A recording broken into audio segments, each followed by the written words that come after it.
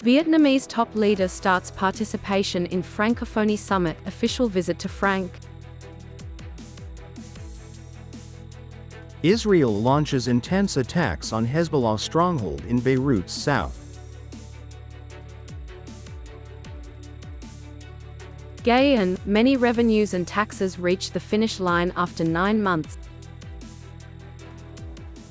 Welcome to today's news. My name is Nguyễn and I will be your guide through today's latest update. Party's General Secretary and State President Tô Lâm and his entourage arrived at Orly Airport in Paris in the evening of October 3rd, starting their participation in the 19th Francophonie Summit and an official visit to France from October 4th to 7th. General Secretary and President Tô Lâm participation in the summit is to continue affirming Vietnam's role as a key member of the Francophonie community in Asia-Pacific, as well as Vietnam's active and responsible participation in the activities of the Francophonie community in particular and the international community at large, helping strengthen and consolidate multilateralism and international cooperation and solidarity. This also marks the first visit by a Vietnamese president to France in the past 22 years, aiming at making the bilateral strategic partnership more profound and practical, further boosting the bilateral cooperation, especially in the field of trade, investment, culture, education, science and technology, and cooperation among localities. It is also to intensify party-to-party foreign activities, especially with the Communist Party of France. Early this morning, the Israeli army carried out a series of heavy airstrikes on the southern suburb of the capital Beirut, causing large fire that prevented civil defense teams from reaching the area. Israeli airstrikes in Beirut targeted senior Hezbollah official Hashim Safadi, the most likely candidate to replace Hassan Nasrallah as leader of Hezbollah, who was killed in an Israeli airstrike last week. It is not yet clear whether Safadi was killed in the airstrikes. Israeli airstrikes on Hezbollah caused large explosions just outside Beirut International Airport. The airport borders the Dae area, Hezbollah's stronghold in the Lebanese capital. The Lebanese army said 2 soldiers were killed in the south of the country as Israeli forces continued to attack Hezbollah and ordered the evacuation of 20 other towns and villages. North Korean leader Kim Jongun said the country would not hesitate to use all available offensive forces, including nuclear weapons, if the enemy attempts to use force to encroach on its sovereignty. According to the state news agency, KCNA, the North Korean leader Kim criticized South Korean President Yoon Suk-yeol for threatening to end the North Korean regime at a military day event on Tuesday, saying the comment showed which side was destroying regional security and peace. Kim said Yoon bragged about overwhelming counteraction of military muscle at the doorstep of the state possessed of nuclear weapons. North Korea leader said that the enemy's threats, actions and efforts cannot stop the DPRK's mighty military power. If the enemy recklessly uses armed force to violate the DPRK's sovereignty, the country will not hesitate to use nuclear weapons. Coming up next are some updated news. The total registered FDI capital in Vietnam over the past 9 months reached nearly 25 billion United States dollars. Notably, many large projects in the fields of semiconductors and energy received new investment and capital expansion.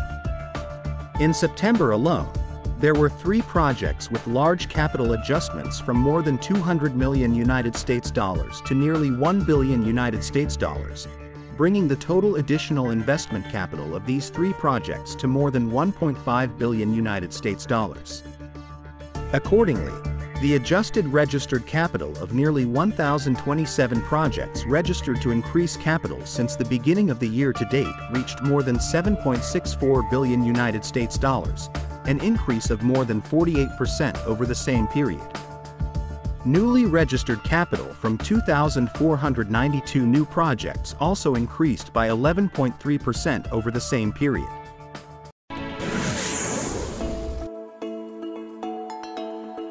In the first 9 months of the year, many localities in the central region welcomed an increase in the number of tourists compared to the same period last year, completing the set goals and plans. In Quang Binh, in the third quarter, tourism development indicators in terms of the number of visitors and total tourism revenue continued to increase compared to the same period last year. Quang Binh tourism continues to receive high praise from tourists and prestigious magazines at home and abroad. In Quang Nam, in the first 9 months, the locality welcomed nearly 6.5 million visitors, an increase of 6% over the same period, of which more than 4.2 million were international visitors, an increase of 8% over the same period. Can Hoa province recorded an explosion in the number of tourists in the first 9 months of the year. Accordingly, the locality welcomed about 9 million overnight guests. In Binh Dinh, in the first 9 months this year, local tourism also had a strong breakthrough. The number of visitors and tourism revenue were both higher than the set target.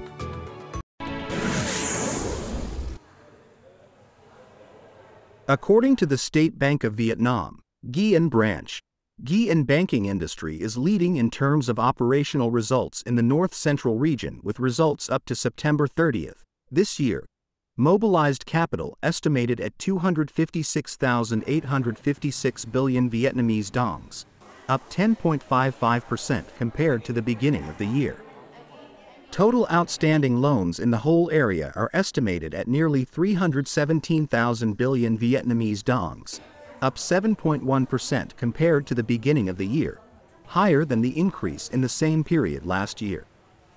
In recent times, credit institutions in Nghệ An province have focused on effectively implementing the goals and tasks of the industry for monetary, credit and banking activities in the area, maintaining stable and safe operations, effectively contributing to supporting and restoring economic growth, ensuring social security in the province.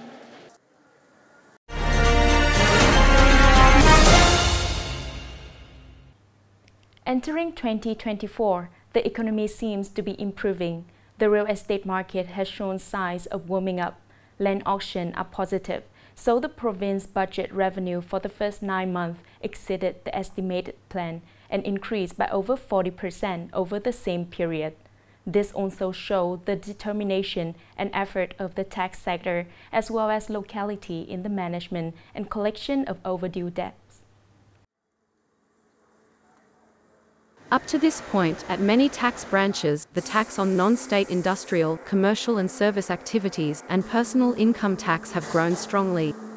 The amount of non-agricultural taxes and other taxes and fees have also exceeded the estimate. Many enterprises and business households in the field that were under a lot of pressure and had large overdue debts have now not incurred new debts. Specifically, at Song Lam 2 tax branch, in addition to exceeding the estimated revenue, the amount of tax collection for overdue debts is up to 200 billion Vietnamese dongs. In Nam Dan district alone, some taxes that were difficult to achieve have now exceeded the target by 22 over 50%.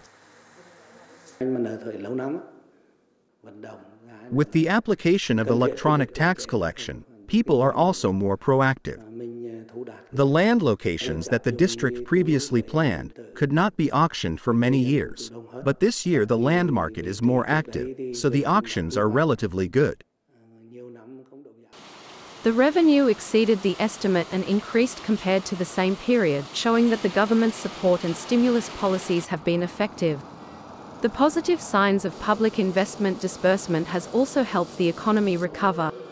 However, challenges from economic fluctuations will create many factors that make it difficult to collect in the following months. Not to mention that currently, some branches and localities are still facing many difficulties in land auctions, making it difficult to meet the collection schedule for land use fees and personal income tax. In the last months of the year, due to the effective land policy, we will focus on disseminating tax policies related to land revenues, assigning debt collection targets to each cadre in each locality and each unit to complete the task. In the land law, some tasks are decentralized to the province to guide. Currently, there are no such tasks for the district level. The implementation of land auction procedures is facing difficulties. The province's budget collection results in the first 9 months were very impressive and positive. This result is due to the economic growth in most sectors. Many enterprises have increased budget contributions. The final months of the year are also the time for the tax sector and localities to focus on reviewing and urging revenue collection, preventing revenue loss, striving to exceed the highest level of budget collection as a basis for revenue estimates in the following years. That is the end of today's news. Thank you for watching and see you next time.